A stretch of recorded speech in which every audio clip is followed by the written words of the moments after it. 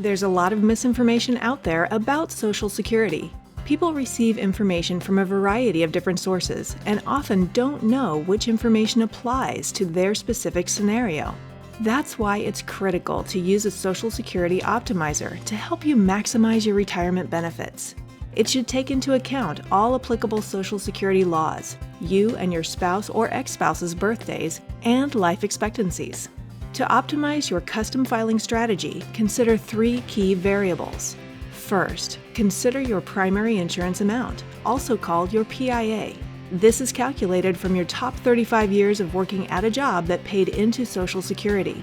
Second, consider any non-covered pension amount from working at a job that did not pay into Social Security. Having a non-covered pension amount will reduce the amount of retirement benefits that you receive from the Social Security Administration.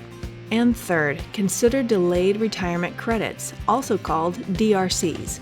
Postponing collection of benefits can earn you an additional 8% in DRCs every year that you delay filing until age 70. When choosing a filing strategy, we'll work with you to help bridge the gap in income that may result from a delay in filing. It's not only about when and how to file, it's about all the layers of your retirement income working together to get you a tax-smart retirement paycheck.